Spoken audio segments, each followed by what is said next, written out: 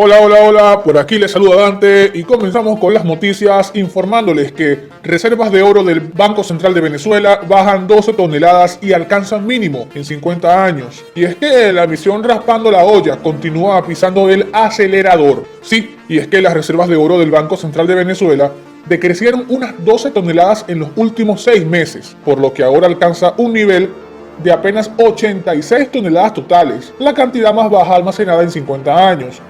Esta información fue reflejada en un balance publicado por el ente emisor respectivo al cierre del segundo semestre de 2020, en el que se indica que el valor de esa cantidad de oro equivale a 5.053 millones de dólares. Las 12 toneladas menos se suman a otras 7 que se extrajeron durante el primer semestre del año pasado. Es decir, durante 2020 las reservas de oro se contrajeron en 19 toneladas, sin que las autoridades gubernamentales ofrecieran alguna explicación sobre el destino de estos fondos. Como siempre, obviamente, esta reducción responde a las políticas tomadas por el gobierno de Nicolás Maduro para responder a la crisis de producción petrolera, que se encuentra en niveles críticos debido al descuido de plantas y equipos, que la llevaron a producir poco más de 431.000 barriles por día, además de verse perjudicada por las sanciones de Estados Unidos que restringen el comercio del poco crudo producido por la estatal, ante una contracción enorme de los ingresos del país históricamente provenientes del petróleo. Maduro comenzó a vender oro para obtener financiamiento. Por este motivo, a partir de 2015 empezó a decrecer la media de 300 toneladas de oro que mantuvo el Banco Central de Venezuela durante décadas. Entre otros orden de ideas tenemos que fueron descubiertas empresas de bolichicos registradas en Luxemburgo. De acuerdo con informaciones suministradas por el Miami Herald y el portal noticioso Infobae, en las últimas horas el nombre de Alejandro Betancur López apareció como el beneficiario real en al menos 4 empresas registradas en Luxemburgo. Para quienes no lo recuerdan, Betancur López fue directivo de la empresa Derwick, que suscribió contratos con el Estado venezolano para la adquisición de equipos para solventar la crisis eléctrica en el año 2011, que al final terminó en un caso gigantesco de corrupción, como todo en el chavismo.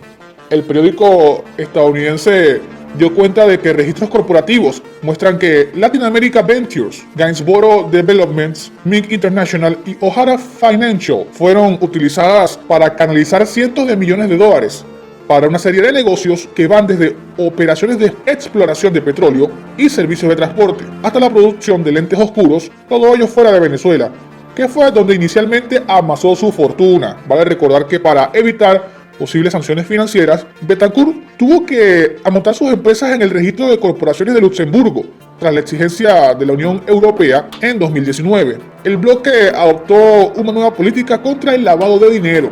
Lamentable. Definitivamente el chavismo es una fábrica a gran escala de ladrones de cuello blanco, quisadores que actúan como si fuesen los reyes del mundo. Mientras que en los hospitales de Venezuela mucha gente se muere sin que le den una mano por falta de recursos. Finalizamos esta ronda de noticias informándoles que la relatora de la ONU considera catastróficos los efectos de las sanciones para superar la crisis. La tarde de este viernes 12 de febrero, la relatora de los derechos humanos de la Organización de las Naciones Unidas, Alena Douhan, ofreció una rueda de prensa para presentar su informe preliminar tras su visita realizada al territorio venezolano, la cual tenía como propósito evaluar el impacto de las medidas coercitivas. Y es que, durante la presentación, la representante del organismo internacional aseguró que tras la ronda de sanciones impuestas desde el año 2015 por los Estados Unidos sobre Venezuela, los derechos humanos de los venezolanos se han visto vulnerados. El 2020 Venezuela presentó una remisión a la Corte Penal Internacional sobre posibles violaciones a los derechos humanos por las medidas coercitivas unilaterales por Estados Unidos, indicó Douhan. Incluso alegó que tras la congelación de activos del Banco Central de Venezuela por el no reconocimiento del régimen de Nicolás Maduro, ha vulnerado los derechos de los ciudadanos que hacen vida en este país. La representante de la ONU sostuvo que con la caída de los precios del petróleo desde el año 2014, aunado a las sanciones impuestas por los Estados Unidos y la Unión Europea, han exacerbado las condiciones económicas y la crisis que se ha reportado. Agregó que tras 4 años de hiperinflación que conllevaron a la devaluación del bolívar, afectó a los ciudadanos.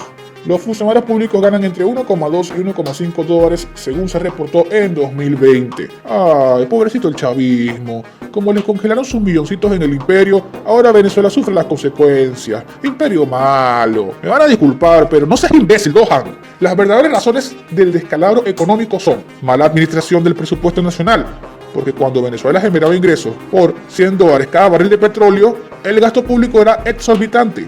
Aunado a eso, la corrupción galopante, inestabilidad política porque no quieren dejar el poder y poca voluntad para resolver los problemas del ciudadano. ¿Te lo explico así o con manzanitas? Se cansa uno. Dale like, comenta, comparte, suscríbete y dale a la campanita para que juntos sigamos destruyendo al chavismo. Nos vemos.